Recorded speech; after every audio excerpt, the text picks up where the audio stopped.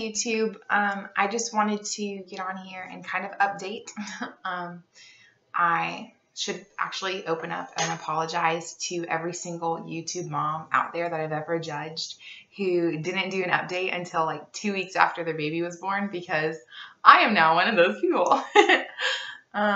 It's actually been 16 days since I've given birth, and I'm just now sitting down and I look like this, but I figured that's more realistic anyway.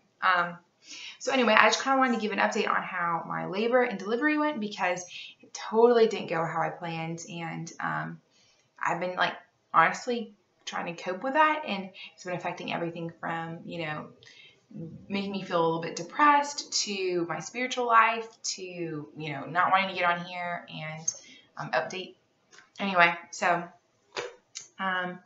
basically I planned for a natural birth, a natural childbirth in the hospital, and I went in for a checkup on a Tuesday morning. I was a day before I was 39 weeks pregnant, and the doctor was listening to me explain all my symptoms and stuff, and he was basically like, it sounds like you're very dilated. Let's check you. And they hadn't checked me at all, and so I was expecting to be dilated, and I wasn't dilated at all. And so then he immediately started talking about induction and induction plans, and kind of sent us home to make plans for induction. So that started us off on totally not what I wanted was induction. I definitely already wanted to have given birth, and the doctor was already talking to me about induction. And my mom actually had to be induced in all 3 of her births. So I wasn't super surprised, but I was bummed.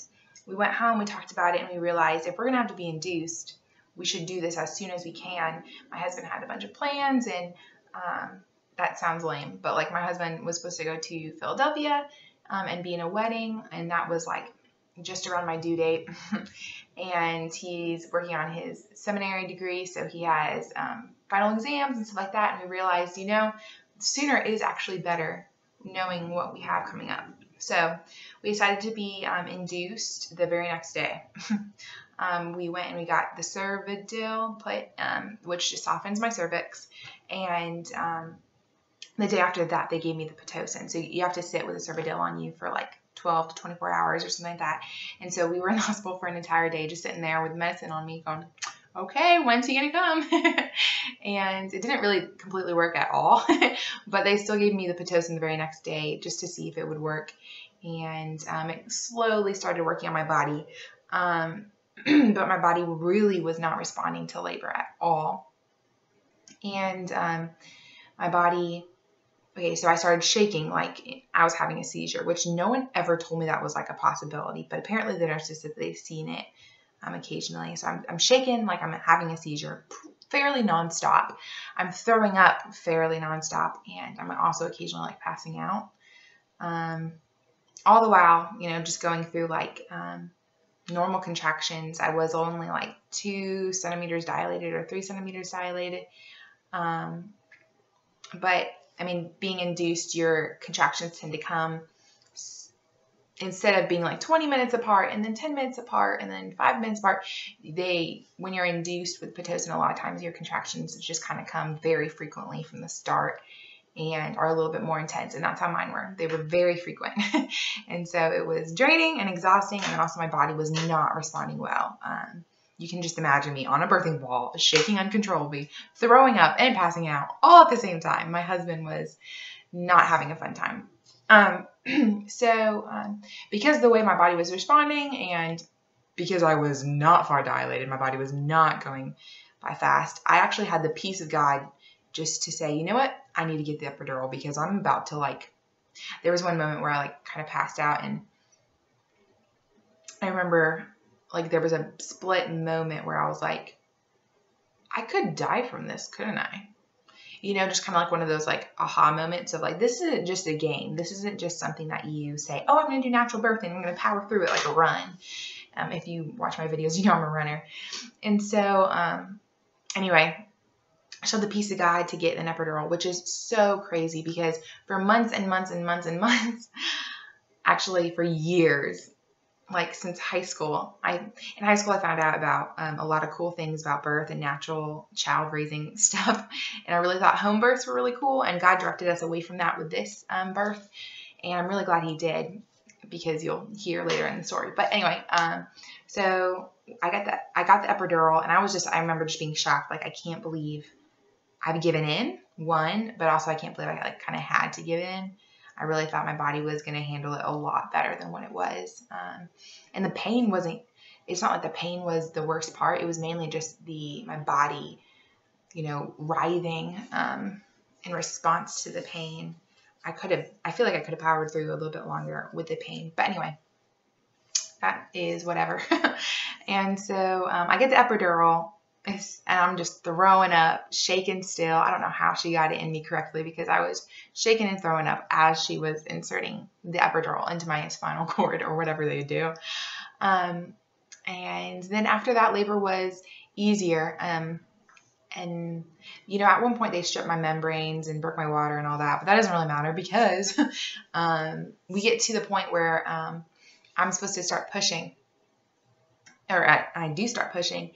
And they have me pushing so hard and so different from what I had been trained to do, or whatever. I mean, again, I did a lot of research before I went into natural childbirth, and I watched a lot of videos on YouTube, and a lot of not hypnobirthing stuff, but natural childbirth stuff. That's all about, moaning through your pushes, and pushing through the contraction, and taking breaks when you need to take breaks, and all those kinds of things. But the doctors, they kind of kept something from me. So they were having me push about 4 times per contraction, and they wouldn't let me, they made me take big breaths and then hold in my head and not release that air. So it was really hard to push and hold that air, and I felt my eyes were going to pop, and I definitely was I'm going to pop a blood vessel in my eyeballs. I just could feel it. My little sister did that. She had the flu one time as a kid, and she was coughing so hard that she popped a blood vessel in her eye. And I was like, there's no way I'm getting out of here without popped blood vessels. So I was pushing so hard and stuff like that. I ended up, afterwards, we realized I had popped a bunch of skin blood vessels all along my face and my neck and my shoulders, where I'd been straining. Not anything in my eyes. That's a little less creepy, but I was straining so hard. And again, 4 times per contraction, which I'd never heard of that many pushes per contraction. And then also they wouldn't let me groan or let the air out, so I just was pushing as hard as I could. And it was just so different. Everybody says it's like a poop, but it was still definitely more towards my vagina. And of course, nobody mentions all the squirts and the random things that are coming out of you as you push. My poor husband was, I'm sure he's still shell-shocked on what he saw. But anyway, the doctors just wouldn't give me a break. I mean, I was I need a break, y'all. They were having me do it every contraction too, and my contractions were not far apart. So I really, truly didn't have a break. It felt like I was pushing literally nonstop. I watched a lot of videos of people in birth, and, they're pushing, and then they have, a minute break before the next contraction, and then they push again 2 or 3 times, and they have another minute break, and then sometimes they'll take a 20, 30-minute break if they're getting worn out. No, doctors did not give me that. It was push, push, push, push, push, 10, 15-second break, push, push, push, push, push, and as you can imagine, I'm just dizzy and lightheaded. I can't think straight. They were having to count for me and all those things, and it was a marathon. And I, again, was very fit. I mean, I literally had went on a run the day before I was induced. I went on a mile run, walked for 5 miles. I was in very good shape, and my body was exhausted. So finally the doctor comes in, because I had been pushing with nurses, and they had been finagling things down there. The doctor comes in, and they're talking and using all these medical terms. And so the doctor just sticks her this much of her hand inside of me. Literally, I could feel her knuckles, even though I had an epidural. And she's doing one of these motions, almost like trying to screw off a jar lid, and she's moving things around, and it was the weirdest feeling I've ever felt. And she push, push, push, and do, and doing something weird. It almost felt like the head, which they said that they could see, she was almost massaging the top of it or something. It was really odd. And they're having me push a lot. And I'm like, guys, I need a break. And so at the 1 hour mark, I believe it was, maybe we went a little bit over that, but it was just about an hour. The doctor finally kind of leans back and takes off her gloves, and she says, he's stuck, he's not going to fit. And I'm like, what?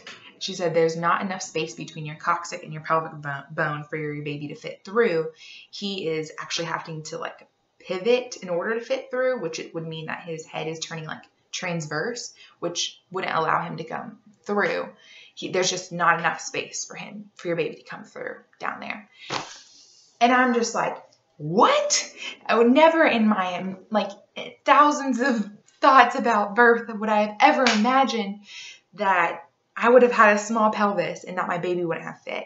I mean, I always joked about having a birthing body, and I got wider hips, and I guess that's just fat because apparently I have small bones down there. And oh my goodness, it was so disappointing because she finished her sentence and said basically like, you need a C-section. We have to C-section. And I'm like, no. And if I had only had, another ounce of, I'm going to start crying. If I had only had another few ounces of strength, I would have begged her to give me another chance to push. Just another chance to try and do what I had always wanted to do and always imagined to do. I never thought I would have to have a C-section. And so I'm breaking down in tears, and I'm still, shaking and writhing in pain, still throwing up. But now I'm just, weeping and screaming, I don't want a C-section. I don't want a C-section. And of course, the doctor walks out, and the nurses, start like, oh my goodness, emotional girl here. And they probably just thought I didn't want a scar, or I didn't want them to cut me open or whatever. But, the real reason I don't want a C-section, I didn't want a C-section, was because it puts a limit on how many babies you can have. You can't just have, 20 C-sections in your life or 7 C-sections in your life. They really like to try and cut you off around 3 or 4 because of the risk of like placental abruption is higher, very high risk to continue doing C-sections. And I know usually after you have a C-section, you can't have, it's harder to do a VBAC. And from what she had said about my body, it sounded like I would never be able to do a vaginal birth. And later she did confirm she never wants me to try and have a vaginal birth again. So, as you can imagine, my world just crashed. And it was about to be rebuilt with the welcoming of my baby. But I have been so heartbroken ever since.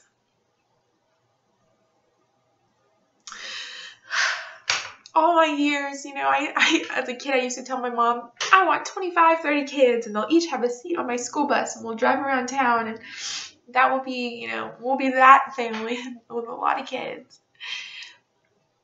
And so I look at my husband, and I'm weeping. I don't want a C-section. I don't want a C-section. He says, Faith, we'll foster, we'll adopt, And that's all I needed to give me a little bit more bravery to step forward and to allow them to cut me open. But at the same time, I'm such in a mourning process after, just so many years of planning for a natural birth and so many years of, looking forward to that moment I can reach down and feel his head and just push a little bit harder and then, have him sitting on my chest. I had all these dreams about, the first hour after my child's birth, having him sit on my chest and watching, the umbilical cord, kind of drain out and having that wonderful chest on chest time. I never even got to see his umbilical cord, and they actually had to whisk him away after they pulled him out because they were afraid there was liquid in his lungs. So I didn't get to see him for about like 3 hours until 2-3 hours after he was born. So nothing went like I had planned. Not only did I have an epidural, I had a C-section and really didn't get to have time with my child after he was born. Once I did get to hold him, there were just people in and out of our room from then on. And nonstop until we left the hospital. We actually had to ask our family to leave to go home, which I'm sure it hurt their feelings. Actually, I know it hurt their feelings. But we just needed a chance to talk. And when people weren't in our hospital room, we were crashing because we were exhausted. And then we'd wake up and people would be in our room again, and so, or coming to our room again. And so there's a lot of lessons to learn if you're hearing my story and you've been planning for a natural childbirth. Just, I guess, be aware, it doesn't always go like you plan. And I have been so humbled through this experience. I don't think I've ever felt more human in the hands of God.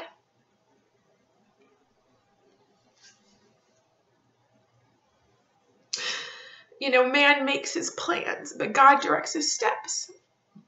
And I have spent years, and especially the last 10 months, making dreams and plans about what I wanted in my birth and watching endless videos or reading endless things about how to have a natural childbirth and how to be that, eco-friendly mom and that tree hugger mom that goes and births in a river. And instead, I got my biggest fear, my biggest worry. But there was no way around it. It's not even like I can blame it on myself. The blame goes on the Lord because since my conception, I was built this way. And since way before I even knew how babies were made or how they were birthed, I was never created to birth like many women get to. And I find myself hearing other birth stories now and being quite jealous, very jealous, and, wishing that I could have the bones and the ability to just birth baby after baby after baby. I mean, in all reality, we really wanted to get pregnant soon after. We would be fine with, Irish twins, babies that are, less than a year apart. And we talked about, as soon as the baby weight's off, let's just make another. But the baby weight is basically off, and I am still healing from my C-section. After the C-section, I almost was in shock. Actually, I definitely have been in shock. And jumped back into life and actually tried to vacuum and things like that. And I think I re-ripped my stitches is what it sounds like. The doctor wouldn't give me any more medicine. It's just been a really hard recovery. Excuse this snot. This is a very real video. But it's been a really hard recovery. So I'm 16 days out, but it feels like I am back on like day 4 or 5 of healing after the surgery, just because I re-damaged myself. But the Lord is so good, and I have a beautiful baby, and he is still sovereign, and he is still so loving, and he is still such a good father. But and I have a beautiful baby. There's nothing that can take away from that. But there's also the flip side of a very strong mourning process that I can't just birth as many babies as I want. And that is really hard for me. Really, really hard for me. I already feel limited. And of course, it's going to be really hard. So I just interrupted myself. I was talking to a mom that I know, and she's had 3 C-sections, and I think she's done. I don't think she's going to try for a 4th. But she was saying that basically she heals and, she doesn't get to start working out until 12, 16 weeks, which is hard for me to hear because I thought 6 weeks was going to be a long wait. And, it just takes longer to heal than a lot of people say it does. But then also, she said, you still have pain for about a year after, you have the C-section. You're still randomly getting bursts of pain or rips or whatever. And of course, it's not as bad as the first couple weeks, but it's still pain. And that is so not what I wanted to hear because I would love to get pregnant again next year. And again, there's no rush now because I have to savor each time because I only have so many left. Anyway, I have a beautiful baby. I'm just wiping my snot on this robe because So I spit up all over this sleeve this morning. So it was literally like an adult upchucked on me. Like, that's how much spit up came out of him. I was like, where did that come from? Your stomach is only like this big. Anyway. So where was I going with this? So we talked to the doctor, maybe the day or the 2 days after the surgery happened. And just kind of, we had just been processing it. We had gotten a few moments by ourselves, like 10 minutes, just to say, what just happened? And I know my husband probably thinks I'm the craziest woman alive because I had all these strong opinions about birth. And then they all went kapooey out the window when labor actually started. And so we were kind of just trying to process. And soon after that, she comes into the room. And there was almost a part of me that like didn't believe her, just thought she was kind of, you know, thinking that a C-section would be easier, or maybe just thought that I wasn't that strong and that we needed to do a C-section or whatever. And so we were just kind of asking her some questions, and that's where I asked her and confirmed with her, like, I can't have unlimited C-sections, right? And again, she said, you know, we really don't encourage many more past 3 or 4 because of the placental abruption again. But anyway, I asked her, what would have happened if I was in Africa or India and I was doing a natural childbirth? And I was by myself, or that we just didn't have the medical assistance that we would have had here. Oh my goodness, I'm snoodling a lot. I'm so sorry, YouTube, but I'm human. Anyway, so I asked her what would have happened if we had a natural childbirth in India or Africa or something, and we just didn't have the same medical help that we would have had here. And she just kind of looked at me and she said, you know, you would have pushed for 4 hours, gotten some kind of infection, and then you wouldn't have made it, and your baby wouldn't have made it. And I still don't believe her. I still don't want to believe her. You know, for months, my husband had always said that his biggest fear about the pregnancy was that he'd lose me in labor. And I was like, this is not, 1800s. Like, this is 2018. We have plenty of medical help and blah, blah, blah. I'm not going to die. And I just would laugh at him. And I not mocked him, but I told my friends about it, and we were just like, oh, that's so funny. Like, why would you ever fear that? And now, I had to apologize to him right then and there. I'm so sorry. Because my view of self and my view of my strength and my abilities were so high. My view of my determination and hard-headedness and all those things. I was like, I'm going to make this happen. I'm going to make this natural childbirth happen. And the Lord just laughed, I'm sure, in love, because I can't make it happen. It's not physically possible for me. And it would have killed me. My very desires, my very dreams, things I prayed for months. Lord, bless my natural childbirth. Lord, empower me for my natural childbirth. Lord, give me, my prayer was always, help me to go into labor on a day that I feel strong and brave and all those things. I was praying for something that would have killed me and my baby. And now I look at him and he's the most perfect, wonderful little guy ever. And yes, he cries and he's hard work and he's exhausting, but he's the most wonderful thing ever. And I just can't believe that I could ever have lost him and that my husband could have lost me. And so anyway, this video is a lot of just me processing it to myself, more so than probably any help to you. But I hope it is that just to be humbled in your preparations for a natural childbirth, or just for your birth. Everybody says make a birth plan and write it down and let your doctor know. And I'd actually talked to my doctor. It happened to be the same doctor that was there in my labor. And I said, I'm thinking about writing a birth plan. How do I go about that? Who do I give it to? Blah, blah, blah, blah. And she was like, don't write a birth plan. It never goes according to plans. And I wish that had actually hit me hard. Instead, I just laughed and I was like, okay, less work for me to do. I'll just have it in my head and tell you what I want. And then when it comes down to it, truly, nothing went according to how I wanted it to. Nothing. But breastfeeding has gone well, so that's good. Praise the Lord for breastfeeding. That's the one little light. And of course, cloth diapering has been hard, but it's been good. Not hard in the ways that you'd think it would be hard. I could make a whole other video about this, but they just don't fit in the way I thought they did. And the ones that I thought, all the diapers that I bought and I was like, oh, I'm probably not going to like these, actually fit the best. So that's humorous because I have less than what I thought I would, but I can make a whole video about that. I probably won't, but anyway.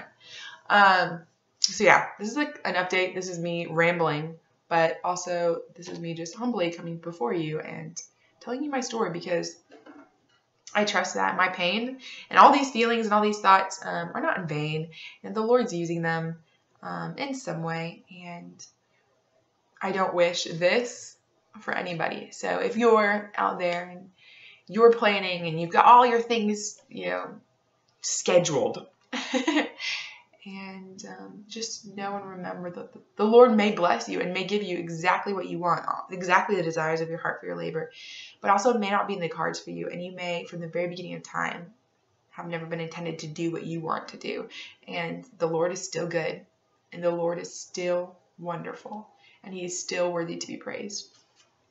I finally was able to bring myself to grab my journal, my prayer journal, and my Bible. Of course, I've been praying, but for the last 16 days, it's just, one, been hard to sit down and spend time with the Lord, but two, it's also been hard to sit down and spend time with the Lord emotionally, and just because of, as you can hear and see in my face. I just felt like the Lord was like, just look at your very last thing that you wrote. Just look at the very last thing you wrote, when I was trying to find something to share in this video. And the very last thing I wrote was Philippians 3:3. And this was 3 days before I went into labor. So it was like the day before I was induced or something. I don't know. It says, we rely on what Christ has done for us. We put no confidence in human effort. And then I wrote, Lord, I'm yours. Amen. So let me read that one more time. It's Philippians 3:3. And it's, we rely on what Christ has done for us. We put no confidence in human effort. So at 2 a.m. when I cannot get my child to go back to sleep, and I don't know why he's making the weird gurgling sounds that he's making, I will not rely on human effort, but I put my reliance on what Christ has done for us and on the cross. Oh, I'm sorry. I see this. It's rough. And then, of course, we're the Lord's. I hope you're encouraged. This is just life. And it's beautiful and broken, and all the while still perfect, because we're the Lord's. And so I just pray that this is somehow helpful to somebody, encouraging. Leave a comment below if it is encouraging and why. And then, of course, if you have any prayers or thoughts, leave them below. I always like to pray for people, to ask for prayer, and encourage people with my story. Wow. Gross. Woo! I gotta get used to snot, because my baby's going to be snotting all over the place. Okay, anyway, I'm going to shut up now before I snot again. Okay, bye.